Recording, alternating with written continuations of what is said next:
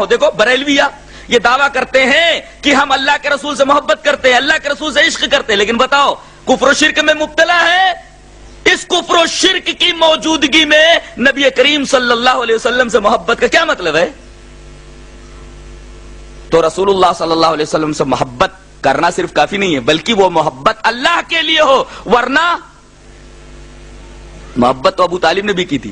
بعض لوگ یہ کہتے ہیں کہ فلاں جگہ کی زیارت کر لو کام بن جائے گا، کسی پیر کی زیارت کر لی، کسی مرشد کی زیارت کر لی، کسی بابا کے قبر کی زیارت کر لی۔ لوگ باقاعدہ سفر کر کے اجمیر جاتے ہیں، سفر کر کے کلیر جاتے ہیں، سفر کر کے گلبرگہ جاتے ہیں۔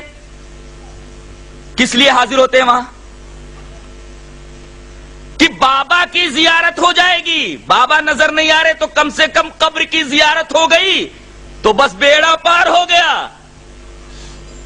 ارے تم قبر کی زیارت کی بات کرتے ہو، ابو جہل تو روزانہ رسول اللہ صلی اللہ علیہ وسلم کو دیکھتا تھا، ابو لہب تو روزانہ زیارت کرتا تھا، اس کی بیوی روزانہ زیارت کرتی تھی، بہت سارے کافر روزانہ رسول اللہ صلی اللہ علیہ وسلم کی زیارت کرتے تھے، لیکن یہ زیارت ان کے لیے کچھ سود مند ثابت نہیں ہوئی، فائدے مند ثابت نہیں ہوئی، اس لیے کہ یہ زیارت رسول اللہ صلی اللہ علیہ وسلم کی اللہ کے لیے نہیں تھی۔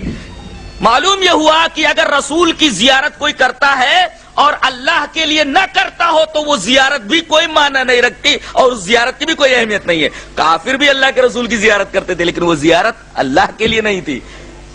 لہذا محبت اور زیارت اگر اللہ کے لیے نہ ہو تو اس محبت اور زیارت کی کوئی حیثیت اللہ تبارک و تعالیٰ کی نگاہ میں نہیں ہے، اسلام میں اس کی کوئی حیثیت نہیں ہے۔